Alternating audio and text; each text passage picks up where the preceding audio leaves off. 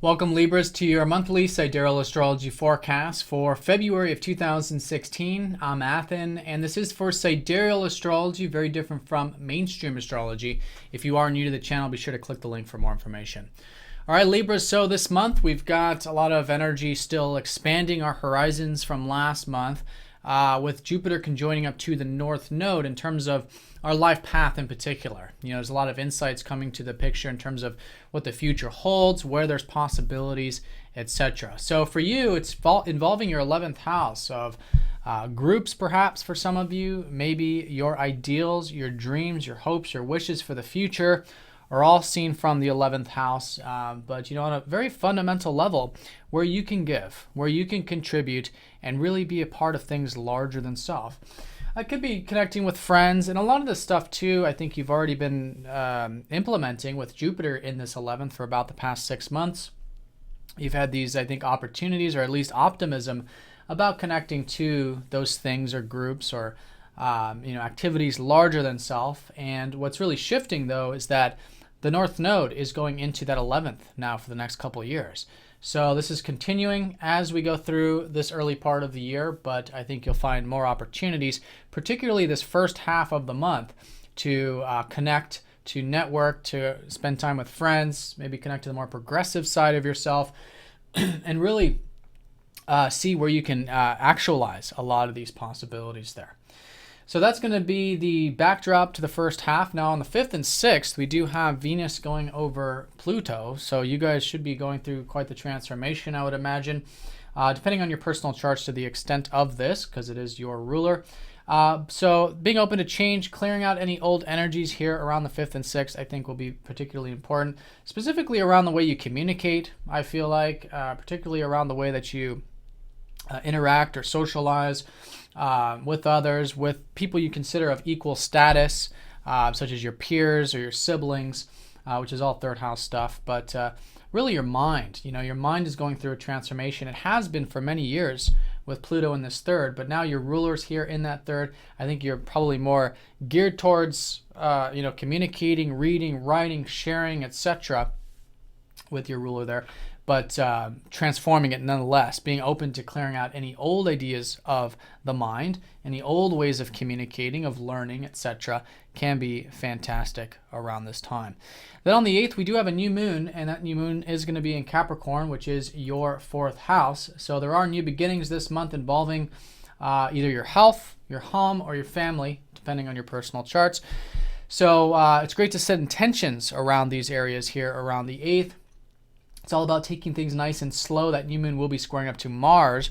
And now that Mars is in your 1st house. So you guys should be, at least generally, again, depending on your personal charts, quite motivated this month.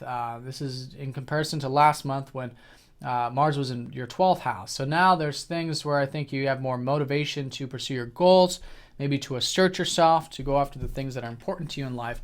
And that can be all fine and fantastic, so long as you are taking that slow and steady approach, particularly around the new moon. The energies will be low at this time too, in regards to that.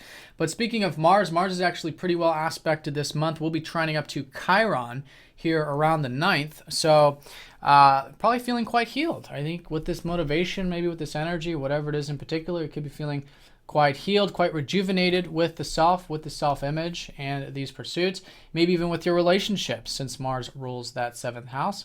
Relationships could be prominent this month with Mars in that 1st, and maybe even feeling quite healed about your values or the material, financial aspects of things, which can also be in the forefront. So good places of drive, motivation, and I think just being open to healing your perspective on those things can be quite nice. Now on the 13th and 15th, around this middle part of the month, we do have Mars sextiling up to that North Node Jupiter conjunction. So again, more positive energy, more of this perhaps healed energy about self, believing in yourself, focusing on what motivates you and channeling that again towards these new insights, whatever they are for you, about those dreams, those collective things or group-oriented things, progressive things of that 11th. Now on the 14th, we've got the sun going into Aquarius, so things are shifting as they normally do. Going into your 5th house of self-expression. So you'll have the sun here for about the next month. You're going to have a new moon here next month. So the second half, I think there's more of a focus on your interest, your passions, your creativity, where you can express yourself. And through those things, I think you can gain a lot of energy in the process. Mercury at that same time is going into that fourth house. So there's still going to be a lot of emphasis, I think, with the home, family, or your health, and maybe even reflection too with Mercury here at the bottom. So it's great to work with that, work with the feelings, learn more about your feelings, express your emotions, communicate them with Mercury here in the fourth. And I think just learning more about maybe even your past as well. Now on the 17th, Venus goes into that Capricorn to join up with Mercury. So you can enjoy it. I think you can enjoy a lot of this stuff. And I think things are going to start to, they're still kind of low. Your energy levels might be low with your ruler at the bottom of the chart, right? I think there's motivation. I think there's drive for sure. But if you are feeling a lowering of energies, just know that this is a good time to go within, go into your feelings, go into the more reflective, protective qualities of life, and enjoying that with your ruler down at the bottom there. And then you'll probably notice your energy levels and all that increasing as the end of the month comes around and next month comes around as well. Now on the 23rd, Jupiter is going to be opposing up to Chiron, so there is this continuous healing as there has been for this these past, it's been a few months. This has already been an orb since last year.